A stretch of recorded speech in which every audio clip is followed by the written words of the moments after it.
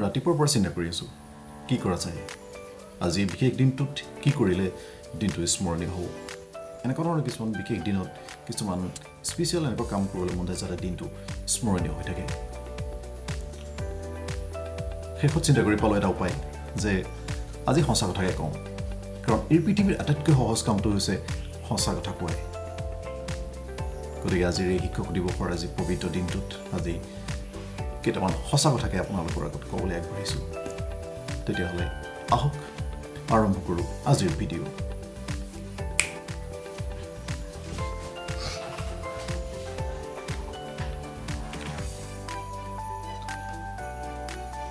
কথাখিনি কিছু আগৰ পৰা আৰম্ভ কৰোঁ বুলি ভাবিছোঁ যেতিয়া মই তেনে সৰু আছিলোঁ যেতিয়া মোৰ স্কুলৰ নামৰ শব্দটোৰ লগত প্ৰথম চিনাকি হৈছেহে সেই স্কুল শব্দটোৰ লগত চিনাকি হোৱাৰ পৰা আজিলৈকে সকলোবোৰ কথা খোলা মেলাকৈ ক'ম বুলি ভাবিছোঁ ক'বলৈ চেষ্টা কৰিছোঁ ইয়াত কেৱল মোৰ নিজৰ কথাই নহয় ইয়াত আপোনালোক সকলোৰে কথা জড়িত হৈছে আপোনালোক সকলোৰে কথা মই ক'বলৈ বিচাৰিছোঁ আপোনালোকে এই কথাবিলাকৰ লগত এনেধৰণে জড়িত যেনেধৰণে ময়ো জড়িত এই কথাবিলাকত মই যেতিয়া জীৱনৰ প্ৰথম দিনটোত স্কুল নামৰ এই শব্দটোৰ লগত চিনাকি হৈছোঁ বা স্কুল নামৰ এই বস্তুটোৰ লগত যেতিয়া জড়িত হৈছোঁ সেই দিনটোত সেইদিনা আটাইতকৈ বেছি ঘিণ কৰা ব্যক্তিজনে হ'ল মোৰ মা কাৰণ সেইদিনা মোক মায়ে স্কুলত থ'বলৈ গৈছিল আৰু সেইদিনাই প্ৰথমবাৰৰ কাৰণে মায়ে তেওঁ নিজৰ ওচৰৰ পৰা মোক আঁতৰাই পঠাইছিল কোনোবা এজন অচিন ব্যক্তিৰ ওচৰলৈ ক'ৰ মানুহক এই কথা কোনো চিনা জনা নাই গতিকে সেই অচিনা মানুহজনৰ ওচৰলৈ মোক মায়ে নিজৰ পৰা ঠেলি হেঁচি হেঁচুকি পঠিয়াই দিছিল সেই দিনটোত মালৈ মোৰ বহুত খং উঠিছিল আৰু সেই ব্যক্তিজনক যিজন ব্যক্তিৰ ওচৰত মোক মায়ে সম্পূৰ্ণৰূপে গতাই দিছিল সেই ব্যক্তিজনকো মই আটাইতকৈ ঘিণ কৰিছিলোঁ সেই দিনটোত আৰু লাহে লাহে এনেকৈ দিন বাগৰিল স্কুলৰ লগত মোৰ ঘনিষ্ঠতা বাঢ়িল আৰু সেই ব্যক্তিজনৰ লগত যিজন ব্যক্তিক প্ৰথমতে মই আটাইতকৈ ঘিণ কৰিছিলোঁ সেই ব্যক্তিজনৰ লগত মই এতিয়া ওতঃপ্ৰোতভাৱে জড়িত হৈ পৰিলোঁ সেই ব্যক্তিগৰাকী মোৰ কাৰণে আটাইতকৈ ভাল লগা ব্যক্তিজনক পৰিণত হ'ল গতিকে এতিয়া মই বেছিভাগ সময় সেই তেওঁৰ লগতে কটাবলৈ ভাল পালোঁ আৰু সেইজনে আছিল মোৰ ছাৰজন যিজন ছাৰক আমি ধীৰেন ছাৰ বুলি মাতিছিলোঁ ছাৰৰ পৰা আমি কেৱল অ আ ক খ ABCD শিকিছিলোঁ সেইটো নহয় ছাৰৰ পৰা আমাৰ জীৱনত প্ৰয়োজনীয় বহুত কথাই শিকিছিলোঁ আৰু সেই ছাৰজনে আমাক অতি অন্তৰৰ পৰা খুব আন্তৰিকতাৰে আমাক মৰম কৰিছিল আৰু আমাক বিভিন্ন ধৰণৰ কথা শিকাইছিল তেওঁ আজি এই সংসাৰত নাই কিন্তু নাই যদিও তেওঁৰ প্ৰত্যেকটো মুহূৰ্ত তেওঁৰ প্ৰত্যেকটো কথা তেওঁৰ প্ৰত্যেকটো চাল চলন আমাৰ মনৰ মাজত আজিও সজীৱ হৈ আছে আমি তেওঁৰ পৰা নিয়মানুৱৰ্তিতা কি বস্তু সেইটো শিকিছিলোঁ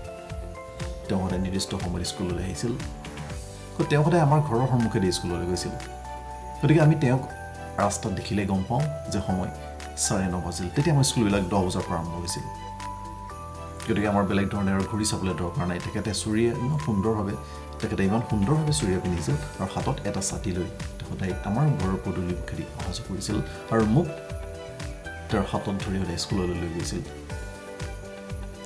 তেওঁৰ প্ৰতিচ্ছবিত মোৰ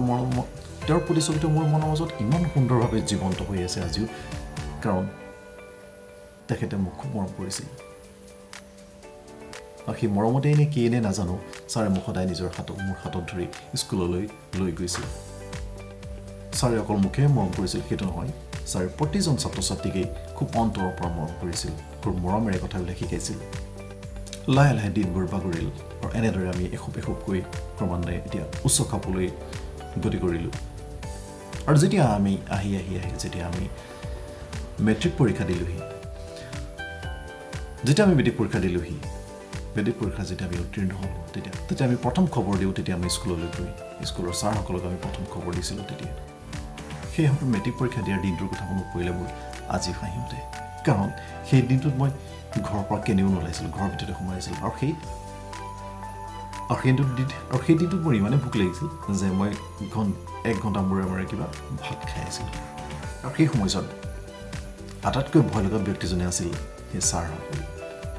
আৰু আটাইতকৈ ভাল পোৱা ব্যক্তিজন আছিল সেই ছাৰসকলে আমাৰ সেই ছাৰসকলৰ ভিতৰত আছিল এজন অতি উগ্ৰ ছাৰ তেখেতে আমাৰ অংক পঢ়াইছিল গতিকে তেখেতৰ সেই উগ্ৰ স্বভাৱটোৰ কাৰণে বা তেওঁৰ খংটো বেছি গতিকে সেই খঙাল স্বভাৱৰ কাৰণেই তেখেতক আমি সদায় টাইগাৰ বুলি মাতিছিলোঁ সকলোবোৰ কথা এই নিৰ্দিষ্ট সময়ৰ ভিতৰত কোৱাটো সম্ভৱ নহয় গতিকে তাৰ ভিতৰতে মোৰ এই মুহূৰ্তত মনলৈ যিখিনি কথা আহিছে গোটেই কথাখিনিকে মই আপোনালোকৰ লগত ক'বলৈ চেষ্টা কৰিলোঁ আৰু এনেকুৱা ধৰণৰ ঘটনাবিলাক চাগে নিশ্চয় আপোনালোকৰ জীৱনতো ঘটি আছে কেতিয়াবা খং উঠিছিল কেতিয়াবা কোনোবা দুই এজন ছাৰলৈ আমাক খং উঠিছিল কিন্তু খং উঠিলেও সেয়া আচলতে ক্ষন্তেকীয়াহে স্বাৰ্থভাৱে তেওঁলোকে যেনে আমাক শিক্ষাদান কৰিছিল তাৰ ফলস্বৰূপে তাৰ কষ্টৰ বিনিময়তে আজি আমি এই অৱস্থাত উপনীত হৈছোঁহি লাহে লাহে আমাৰ কলেজীয়া জীৱন আৰম্ভ হ'ল কলেজীয়া জীৱনত আমি এক নতুন পৰ্যায়ৰ এক নতুন ধৰণৰ শিক্ষক লগ পালোঁ যিসকল শিক্ষক দেখিলে আমাৰ আগৰ হাইস্কুলীয়া বা LP স্কুলৰ শিক্ষকসকলে বৰকৈ মনত পৰিছিল তেতিয়া কাৰণ আমি কলেজীয়া জীৱনত যিসকল শিক্ষক পাইছিলোঁ তেওঁলোকক সঁচাকৈ আদৰি ল'বলৈ বহুত সময় লাগিছিল বহুত কষ্ট কৰিবলগীয়া হৈছিল তেওঁলোকক নিজৰ হিচাপে ভাবিবলৈ নিজৰ অন্তৰৰ পৰা তেওঁলোকক শ্ৰদ্ধা জনাবলৈ বহুত সময় লাগিছিল কাৰণ তেওঁলোকে আছিল এটা বেলেগ এজন পৰ্যায়ৰ শিক্ষক গতিকে তেওঁলোকৰ ছাত্ৰ ছাত্ৰীৰ প্ৰতি তেওঁলোকৰ যি ভূমিকা বা ছাত্ৰ ছাত্ৰীৰ প্ৰতি তেওঁলোকৰ যি আন্তৰিকতা বা তেওঁলোকৰ যিখিনি আচাৰ ব্যৱহাৰ গতিকে সেইখিনি আছিল সম্পূৰ্ণ বিপৰীত কিছুমান শিক্ষক এনেকুৱা লাগিছিল কলেজত পঢ়োঁতে যেন তেওঁলোকে যেন শিক্ষক এই পৃথিৱীত আৰু অন্য যেন কোনো শিক্ষকেই নাই তেনেকুৱা অনুভৱ হৈছিল এই মুহূৰ্তত অৱশ্যে তাৰ ভিতৰতে দুই এজন শিক্ষক আছিল তেওঁলোকে কলেজত আমাক যথেষ্টখিনি সহায় কৰিছিল যথেষ্টখিনি আন্তৰিকতাৰে আমাক শিক্ষাদান কৰিছিল যথেষ্ট আন্তৰিকতাৰে আমাক তেওঁলোক সহায় কৰিছিল কলেজীয়া জীৱনটো বৰ বিশেষ এটা এনজয় কৰিবলৈ নাপালোঁ কাৰণ কলেজ ঘৰ কলেজ লাইব্ৰেৰী কলেজ ক্লাছ এইবিলাকৰ মাজতে ব্যস্ত থাকোঁতে কেতিয়ানো কলেজীয়া জীৱনটো পাৰ হ'ল ধৰিব নোৱাৰিলোঁ প্ৰকৃততে ক'বলৈ গ'লে কলেজীয়া জীৱনটোত কোনো ৰস নাই স্কুলীয়া জীৱনত আমি কিবা এটা ভুল কৰিছোঁ তাৰ শুধৰণি আছে কিন্তু কলেজীয়া জীৱনত যদি আমি কিবা এটা ভুল কৰোঁ তাৰ কোনো শুধৰণি নাই গতিকে এতিয়া কলেজত যিসকল পঢ়ি আছে তেওঁলোকক মই এইটোৱে কথাই আহ্বান জনাব বিচাৰিছোঁ যেন তেওঁলোকে কলেজীয়া জীৱনটো এনেই অথলৈ যাবলৈ নিদিয়ে এটা তেওঁলোকৰ হাতত সুযোগ আছে তেওঁলোকে সুযোগ পাইছে গতিকে এই সুযোগতেই নিজৰ জীৱনটো গঢ়ি লওক কাৰণ জীৱনটো যেতিয়া এবাৰ তেওঁলোকে গঢ়ি ল'ব আৰু ভৱিষ্যতে কেতিয়াও পস্তাবলগীয়া নহয় আপোনালোকে যদি কথাখিনি শুনি ভাল পাইছে তেতিয়াহ'লে লাইক এটা কৰি দিব